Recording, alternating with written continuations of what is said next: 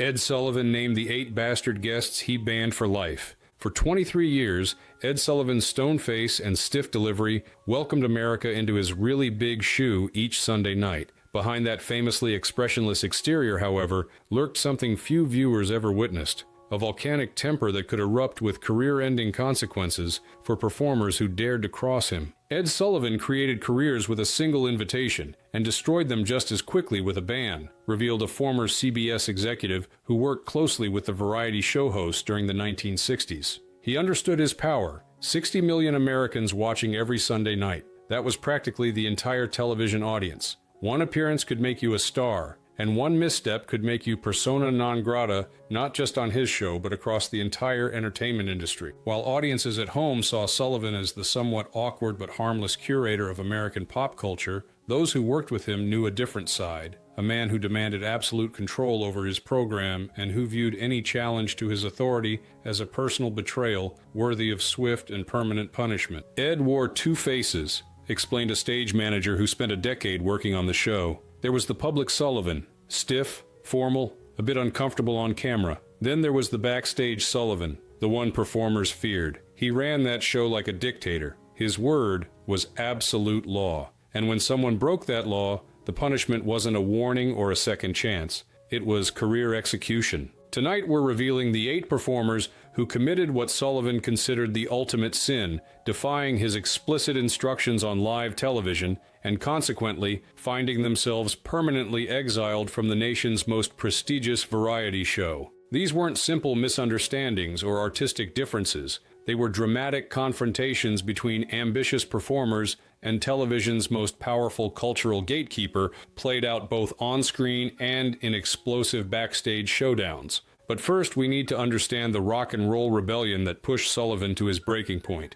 when one of the 1960s most provocative frontmen decided that artistic integrity mattered more than pleasing television's most powerful man. Rain, when you stray, no one remembers your name. The Doors, Morrison's deliberate defiance. September 17th, 1967. The Doors were scheduled to perform their hit Light My Fire on The Ed Sullivan Show, a career-making opportunity for any band. Backstage, just minutes before the live broadcast, a CBS producer approached the group with a demand directly from Sullivan himself: change the line, "Girl, we couldn't get much higher," to something less suggestive of drug use. The band nodded agreeably, seemingly understanding that on Sullivan's show, his rules were absolute. Jim Morrison, the charismatic and unpredictable frontman, gave no indication that he planned anything other than compliance. But the moment the red light went on and the cameras rolled, Morrison stared directly into the lens and defiantly sang the original lyrics, emphasizing the word higher with unmistakable intention. Ed asked Morrison not to say, "Girl, we couldn't get much higher," recalled a stagehand who witnessed both the performance and its aftermath. When Morrison sang it anyway, live, you could see Sullivan's face change instantly. He had this sixth sense about when he was being deliberately disobeyed. His expression went from neutral to this cold fury in a heartbeat. Everyone backstage who knew Ed immediately recognized that look. It meant someone was about to be banished forever. The performance continued without interruption. Sullivan was too much of a professional to create an on-air incident. But the moment the Doors finished their song and the show cut to commercial, the controlled chaos of a typical television production gave way to something far more intense. Sullivan exploded backstage, continued the stagehand. He charged directly at Morrison, jabbing his finger like a weapon, and said, "You'll never be on this show again. You're banned." Morrison just smiled this lazy, taunting smile that made Sullivan even angrier. Their producer tried to intervene, explaining that Jim had been nervous and forgotten the change, but Sullivan wasn't buying it. He just kept repeating, "That's it. You're finished here." That was deliberate. What made Sullivan particularly furious wasn't just the defiance of his authority, but the calculated way Morrison had executed it. Rather than refusing the change beforehand, which would have allowed Sullivan to cancel the performance or prepare an alternative, Morrison had pretended to agree and then deliberately blindsided the host on live television, making Sullivan feel that he'd lost control of his own show. Ed hated being disobeyed, and Morrison never cared, observed a CBS executive familiar with the incident. It was a perfect collision of opposites. Sullivan, the ultimate controller who viewed his show as a carefully curated presentation to American families, versus Morrison, the provocateur who believed art should disturb the comfortable. The conflict was probably inevitable, given their fundamentally opposed worldviews. The Doors guitarist Robbie Krieger later confirmed that the defiance was indeed deliberate, revealing that as soon as the producer left their dressing room after delivering Sullivan's demand, Morrison turned to his bandmates and declared, "We're not changing a thing." The other band members, while concerned about potentially damaging their career, ultimately deferred to their frontman's judgment. For Morrison, it was about more than just those few words, explained a music historian who has studied the incident. It was about rejecting the sanitized, corporate-controlled version of rock music that Sullivan represented. By refusing to change those lyrics, Morrison was making a statement about artistic integrity that perfectly aligned with the Doors' countercultural identity. Sullivan's band had minimal impact on the Doors' career trajectory.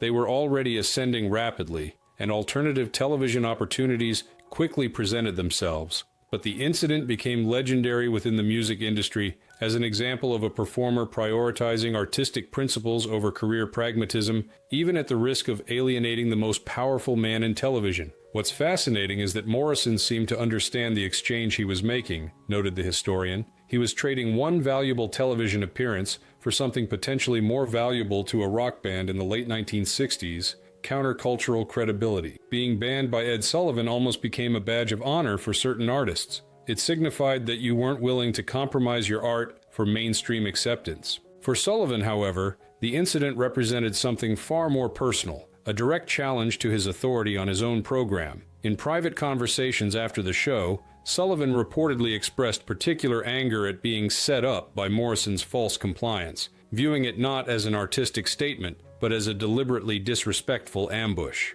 Sullivan told his producer afterward, "I can handle someone refusing my rules, but not someone lying to my face and then making me look foolish on my own show," revealed an associate who worked closely with Sullivan. That combination, deception followed by public defiance, was what earned the Doors their permanent ban. Had Morrison simply refused the change beforehand, there might have been a different outcome. Perhaps no performance, but not necessarily a lifetime ban. While the Doors' confrontation with Sullivan has become the most famous such incident, it wasn't the first time a rock and roll pioneer had found themselves permanently exiled from the Sullivan stage for challenging the host's authority. A decade earlier, another groundbreaking musician made a similar choice between artistic integrity and Sullivan's rules, with equally permanent consequences.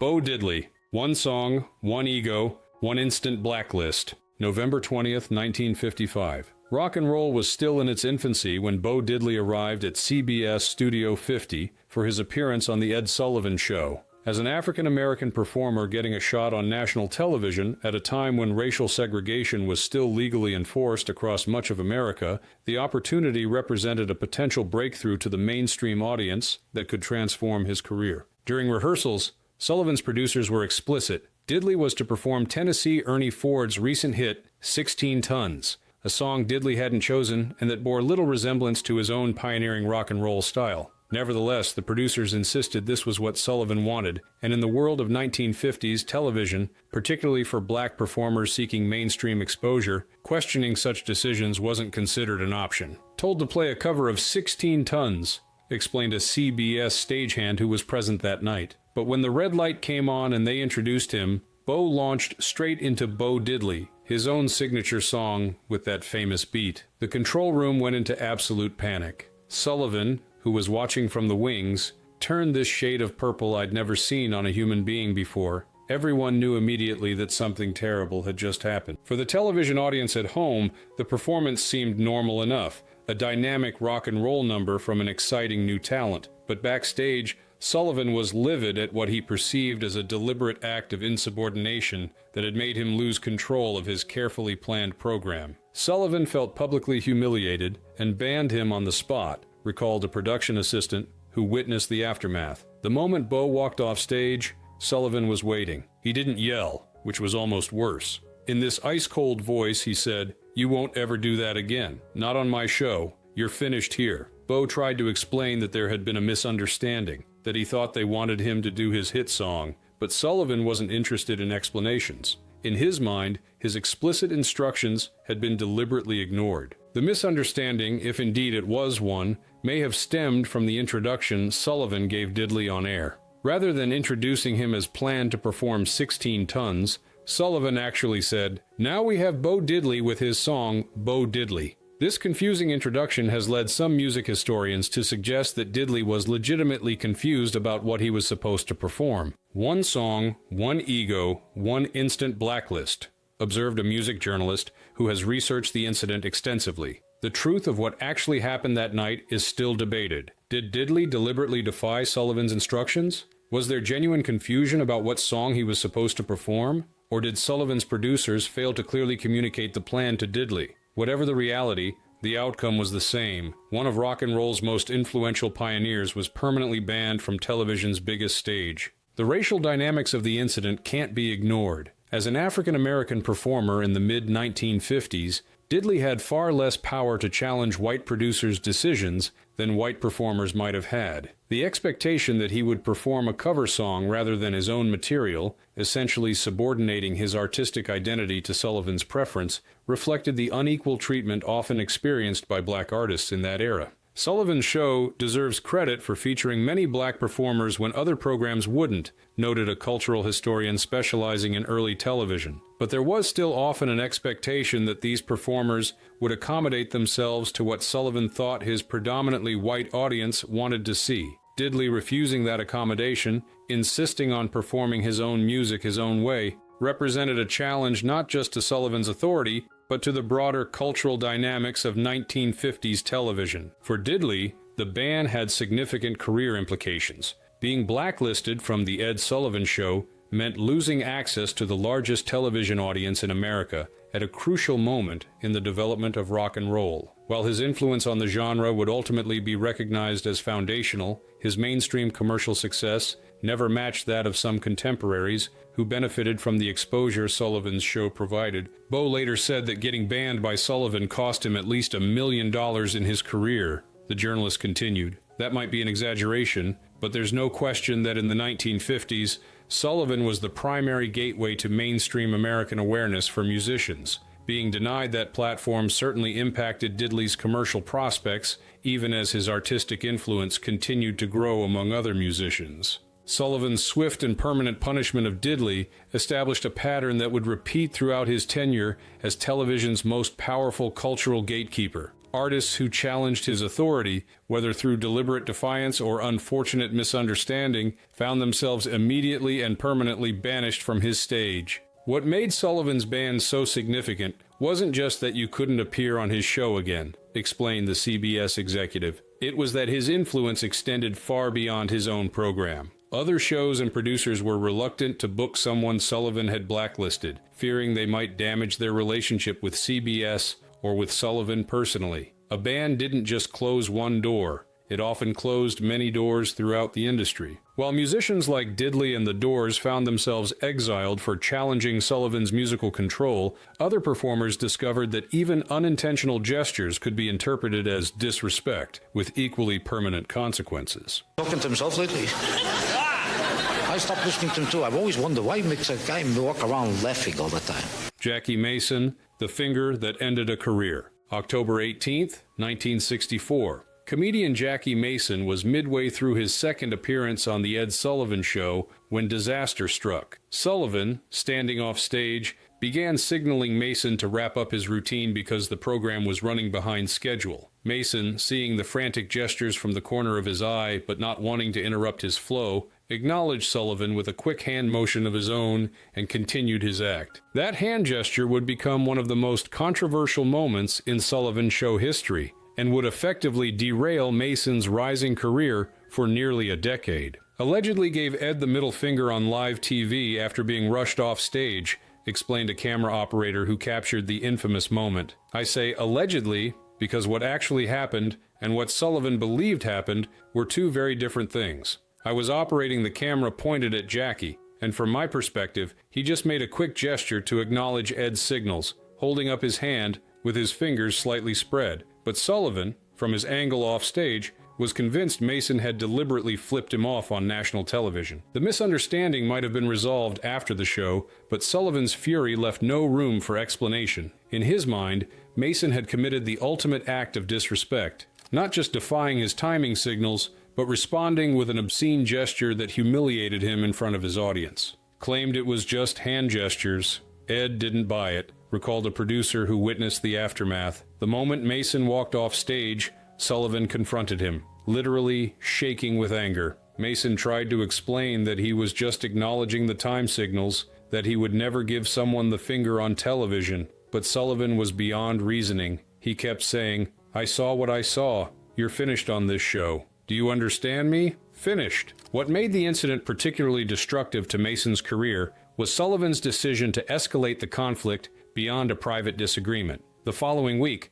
Sullivan took the extraordinary step of making a public announcement on his program, telling his 60 million viewers that Mason had made an obscene gesture and had been banned from the show, essentially warning the American public that this performer had exhibited unacceptable behavior. "The only finger Ed gave back was the one pointing to the door," observed the producer. But it wasn't enough for Sullivan to simply ban Mason from his show. By making that public announcement the following week, he was effectively telling the entire entertainment industry that Mason was persona non grata. For a comedian in the mid-1960s, that kind of public condemnation from Sullivan was career poison. Mason, desperate to clear his name, took the unprecedented step of filing a libel lawsuit against Sullivan, seeking $3 million in damages. The suit claimed Sullivan's public accusation had devastated his career, with nightclub bookings and television appearances evaporating overnight following Sullivan's on-air condemnation. Mason later said that his income dropped from $30,000 a week to $200 a night after Sullivan's ban, noted an entertainment lawyer familiar with the case. That's not an exaggeration. Sullivan's influence was so pervasive that his public disapproval could effectively end a performer's viable career in mainstream entertainment. Mason went from being one of the hottest rising comedians in America to struggling for any bookings at all. The lawsuit dragged on for years before finally being settled out of court in 1969, with Sullivan offering a public apology and acknowledging that the gesture might have been misinterpreted. By then, however, Mason's career momentum had been completely derailed, and it would take nearly a decade before he would regain his previous level of success. What made the Mason incident particularly tragic was that it appears to have been a genuine misunderstanding rather than deliberate defiance, reflected a television historian who has studied The Sullivan Show extensively. Unlike Morrison or Diddley, who made conscious choices to disobey Sullivan's rules, Mason seems to have been caught in an unfortunate misperception that spiraled out of control due to Sullivan's hair-trigger temper and unwillingness to consider alternative explanations. The incident revealed a particularly dangerous aspect of Sullivan's power, his ability to not only ban performers from his own show, but to effectively blacklist them throughout the industry through his public condemnations. This amplification of Sullivan's personal grievances into industry-wide exclusion demonstrated the extraordinary concentrated power he wielded over entertainment careers. Sullivan operated like the Supreme Court of American entertainment without any appeals process, observed the historian. His judgments were swift, severe, and often irrevocable, and because of his unique position as television's most powerful cultural gatekeeper, those judgments extended far beyond his own program to influence how a performer was perceived and received throughout the entire entertainment industry. While the Mason controversy stemmed from a misunderstanding, other Sullivan bans resulted from more deliberate artistic choices that challenged the host's control, including a young rock pioneer whose subtle act of rebellion earned Sullivan's permanent disapproval. How old are all these fellas? Well, there's 218, 120, and I'm 21. Where do you come from? Buddy Holly, The Quiet Rebellion that Sullivan couldn't forgive. January 26, 1958. Buddy Holly and the Crickets were scheduled to make their second appearance on The Ed Sullivan Show, building on the success of their first performance months earlier. This time, however, there was tension before they even took the stage. Sullivan's producers had instructed the band to perform to a pre-recorded track rather than playing live, a common but controversial practice designed to ensure technical perfection at the expense of authentic performance. The Crickets were told to sing to a pre-recorded track, explained a sound engineer who worked that night. This was standard procedure for Sullivan with certain acts, especially rock and roll bands that he didn't entirely trust to deliver a clean, problem-free performance. But Buddy and the boys were serious musicians who prided themselves on their live performances. They viewed this demand as an insult to their professionalism. Rather than overtly refusing, which would likely have resulted in their appearance being canceled, Holly chose a more subtle form of rebellion. The band agreed to the pre-recorded track, but when they took the stage, they deliberately performed with a casual indifference that made it obvious they weren't actually playing. Holly also made small but noticeable changes to the lyrics of "Oh Boy," nothing objectionable, but enough to make it clear this was not the exact version that had been approved. They refused. Did it live? And Buddy sarcastically messed with the lyrics, continued the engineer. It wasn't an aggressive defiance like Morrison would do years later. It was a much more subtle "screw you" to the Sullivan production. Small lyric changes, obvious disconnect between their movements and the sounds being heard. This general attitude of, we're just going through the motions because you won't let us actually perform. But Sullivan picked up on it immediately. Backstage after the performance, Sullivan made his displeasure clear. While he didn't create a public spectacle as he had with Jackie Mason, he informed Holly's management that the Crickets would not be invited back to his program, a significant blow for a rising act still working to cement their place in the mainstream. Ed reportedly called him a punk with no class,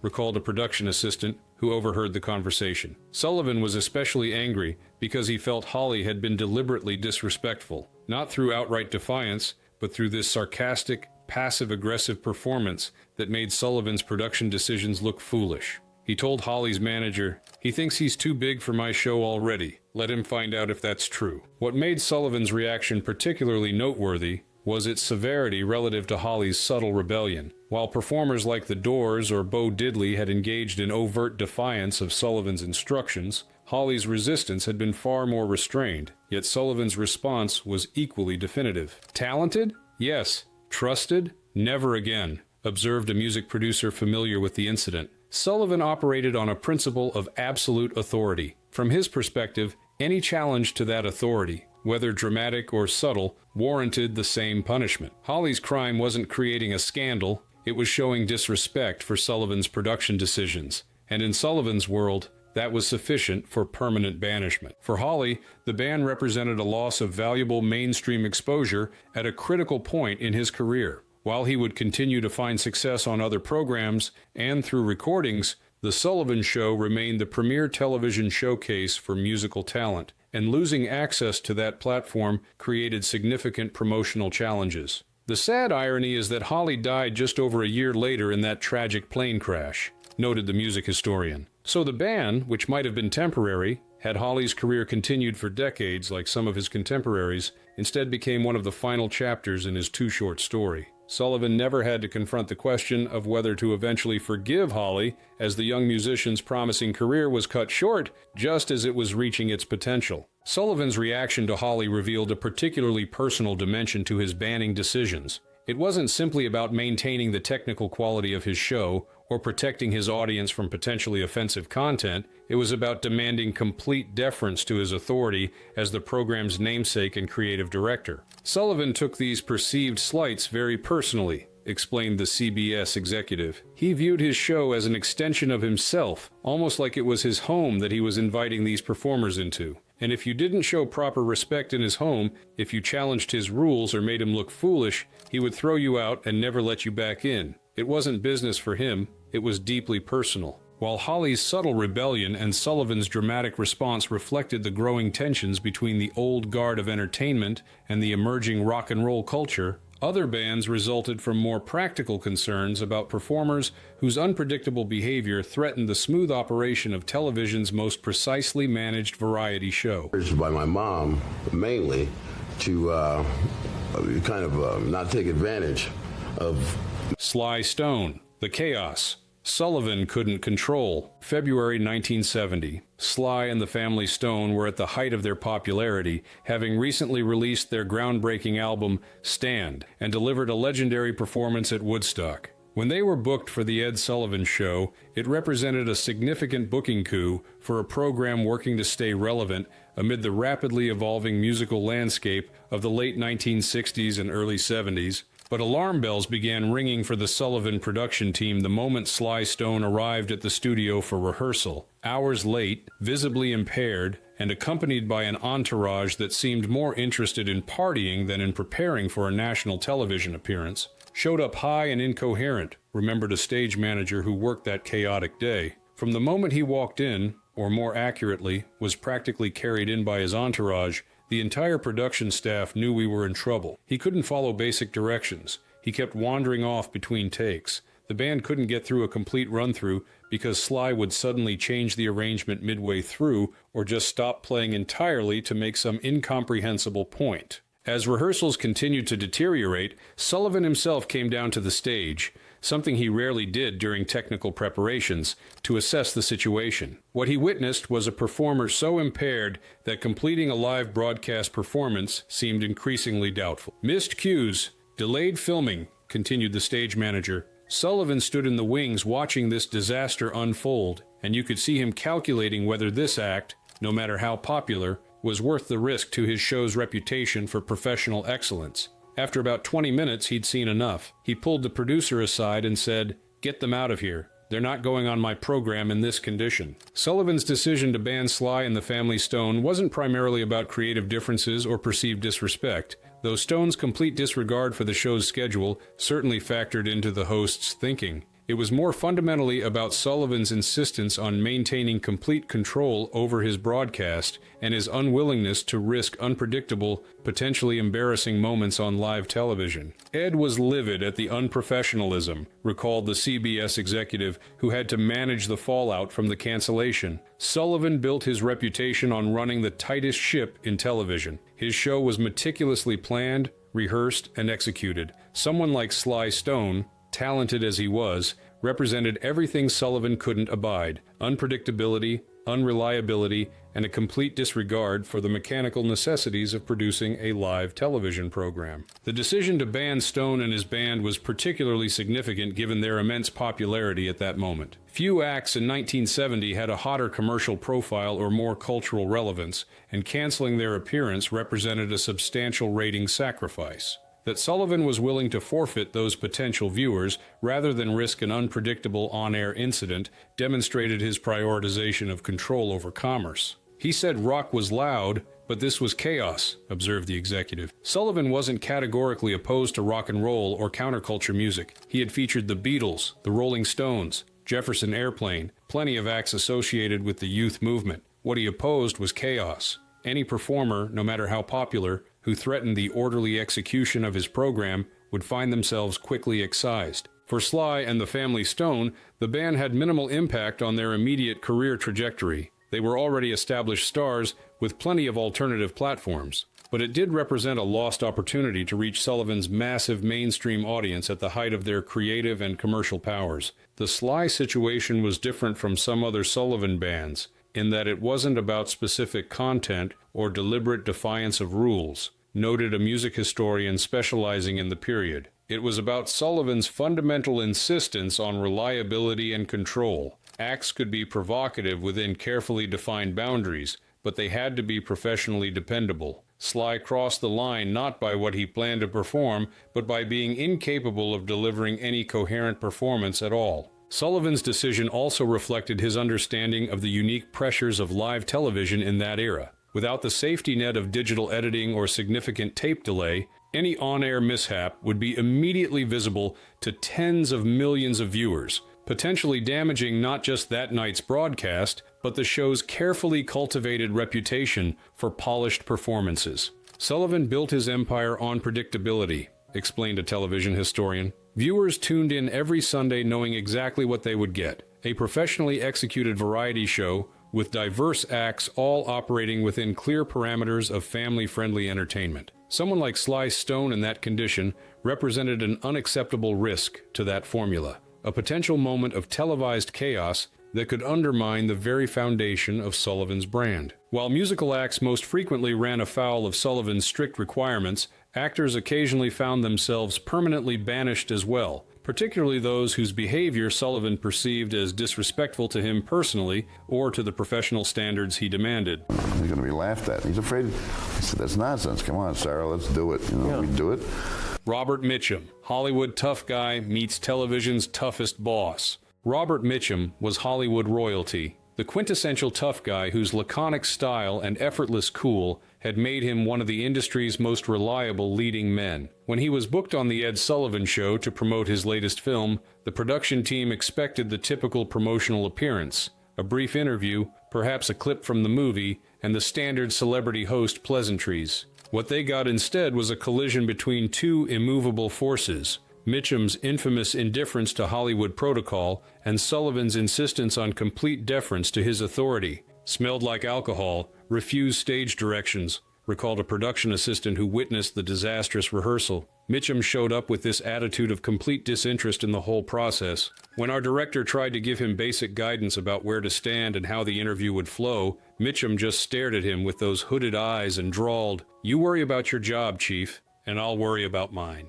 The temperature in the studio dropped about 20 degrees after that exchange. As rehearsals continued, Mitchum's casual disregard for the show's procedures evolved into more pointed mockery of Sullivan himself. When the host arrived to briefly review the planned segment, Mitchum began subtly imitating Sullivan's famously stiff posture and robotic delivery, not overtly enough to provoke an immediate confrontation, but unmistakably meant to amuse himself at the host's expense. Sarcastic in rehearsal, and openly mocked Sullivan's stiffness, continued the assistant. At first it was just little things, exaggerated hand gestures mimicking Sullivan's awkward movements, repeating phrases in that distinctive Sullivan cadence. But it became increasingly obvious that Mitchum was entertaining himself by making fun of Ed, and several crew members were struggling not to laugh. When Sullivan noticed what was happening, his expression changed instantly from professional politeness to absolute fury. For Sullivan, Mitchum's behavior represented a particularly personal affront.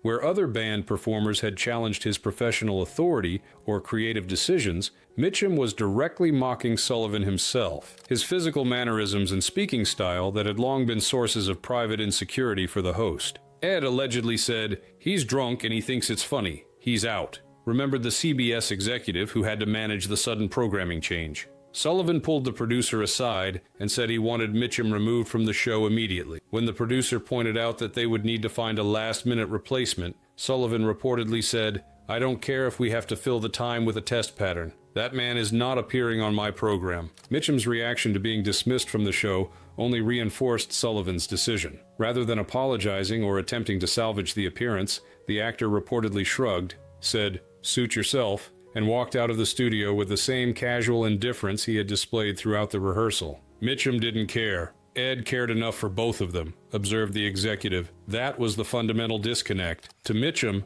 the Ed Sullivan Show was just another promotional obligation his studio had arranged, one he clearly didn't take very seriously. But to Sullivan, his program was a cultural institution that demanded appropriate respect and professionalism from every guest, regardless of their Hollywood status. The band had minimal impact on Mitchum's career. He was already a firmly established star with a dedicated audience, and television appearances were a relatively minor component of his professional obligations. For Sullivan, however, the incident represented another example of his willingness to prioritize his personal sense of dignity over potential ratings or celebrity drawing power. Sullivan operated from a position where he believed his show was doing celebrities a favor by featuring them, not the other way around, explained the television historian. That perspective gave him the confidence to exclude even major stars like Mitchum if he felt they hadn't shown proper respect for his program. In an era when most shows would tolerate almost any behavior from a big enough star,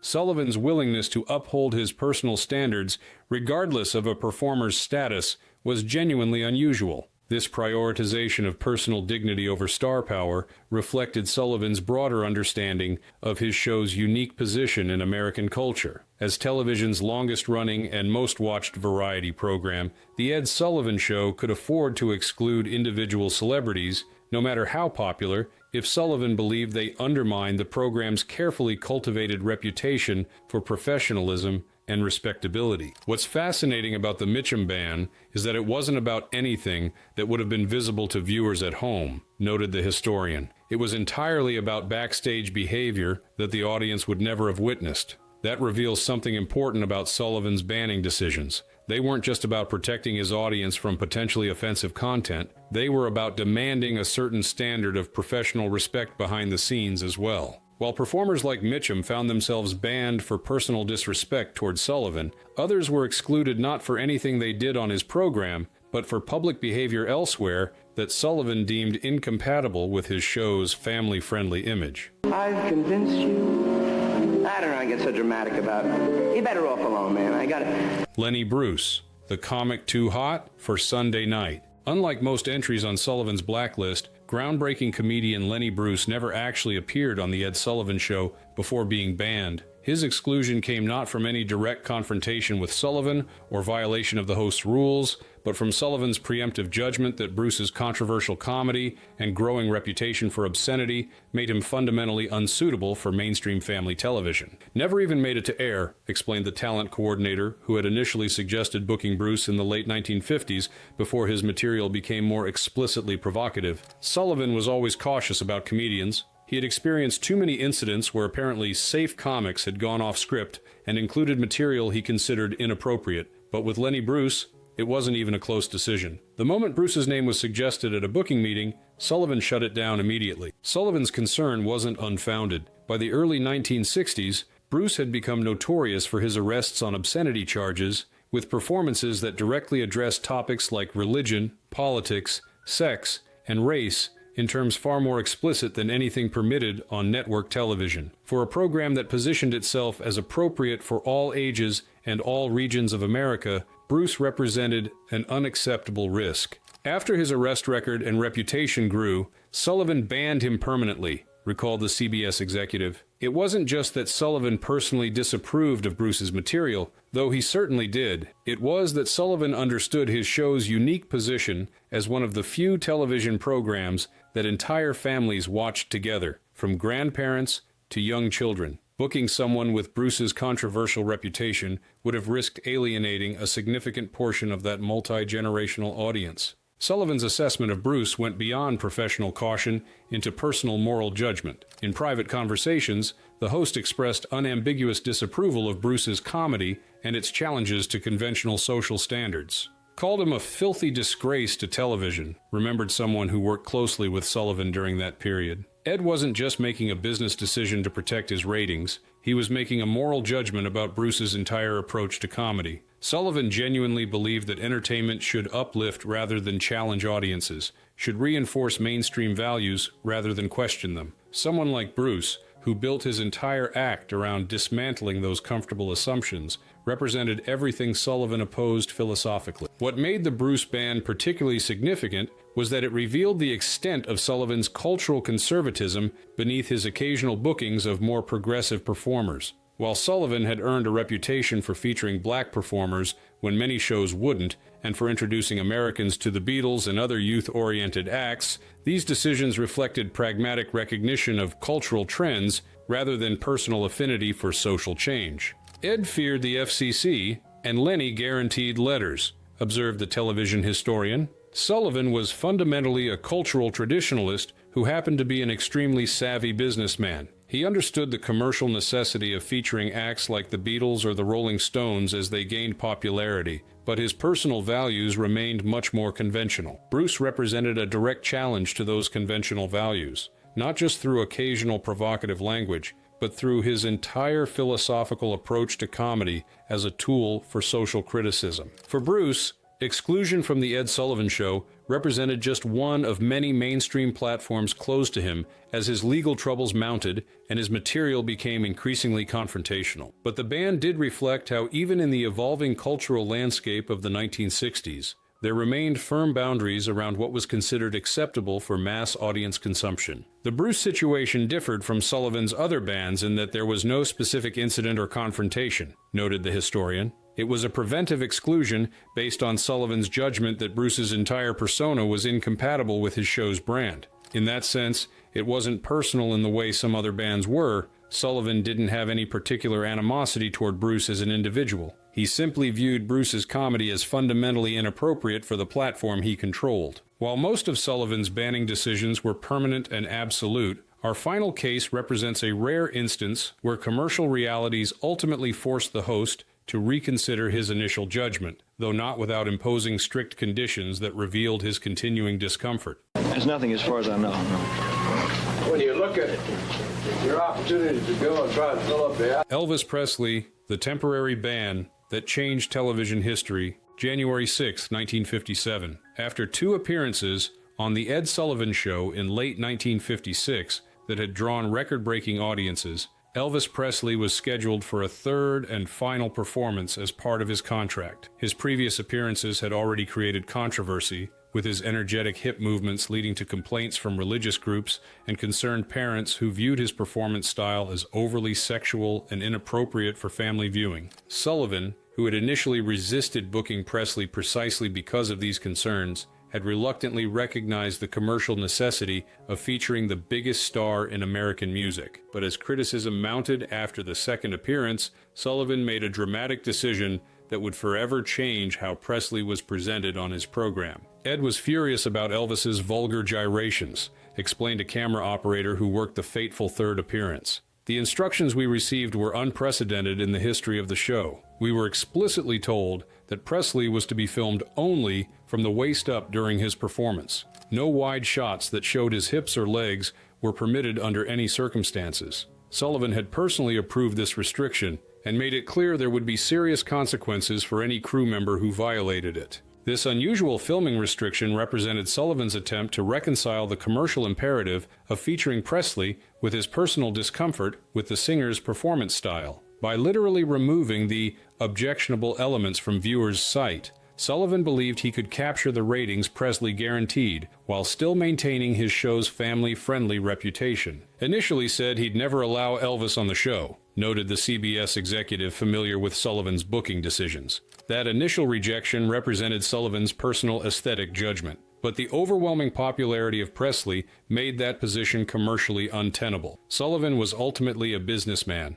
and the potential audience Presley could deliver simply couldn't be ignored, regardless of Sullivan's personal reservations. The waist-up filming restriction revealed Sullivan's continuing discomfort with Presley, even as commercial pressures forced him to feature the singer. It represented a compromise between Sullivan's role as cultural gatekeeper and his responsibilities as the host of a commercial television program competing for viewers in an increasingly crowded media landscape. Public pressure forced his hand, but Elvis was only shown from the waist up, observed the television historian. That visual restriction perfectly encapsulates Sullivan's approach to cultural change. He would acknowledge new trends when their popularity made them impossible to ignore, but he would try to contain and sanitize those trends to fit within his more traditional understanding of appropriate entertainment. For viewers at home, the unusual camera work created a visual disconnect that actually drew more attention to what wasn't being shown. Audiences were left to imagine what movements might be occurring below the frame, potentially making the performance seem more provocative than if it had simply been presented in full view. "He was the king of rock and the king of Ed's migraines," laughed the camera operator. The irony is that by trying to hide Presley's movements, Sullivan created this almost surreal television moment that drew even more attention to the very thing he was trying to downplay. It became one of the most discussed and remembered aspects of Presley's appearances on the show, the fact that viewers weren't allowed to see his entire body. Unlike the permanent bans Sullivan imposed on other performers, his restrictions on Presley represented a rare case where commercial considerations ultimately overruled his personal aesthetic and moral judgments. The unprecedented ratings Presley delivered simply made a complete ban commercially unviable, forcing Sullivan to find an alternative approach to managing content he personally found objectionable. "This wasn't a complete ban, but a conditional acceptance," explained the historian. It revealed the limits of Sullivan's cultural authority in the face of overwhelming public demand. With other performers, he could simply exclude them entirely if they violated his standards. With Presley, whose cultural impact was too significant to ignore, Sullivan had to settle for controlling how he was presented rather than whether he appeared at all. The Elvis episode demonstrated an important truth about Sullivan's role as cultural gatekeeper. His power, while substantial, was not absolute. Where public demand was sufficiently strong, even Sullivan had to make accommodations, finding ways to present controversial performers within parameters he could tolerate rather than excluding them entirely. The Presley situation showed where the true power ultimately resided, with the audience. concluded the executive. Sullivan could ban most performers without significant commercial consequences, but when someone achieved the level of popularity Presley had reached, even television's most powerful host had to compromise his personal standards to meet audience demand. It was a rare instance where Sullivan's cultural authority met its match in the overwhelming popular appeal of a performer he personally disapproved of.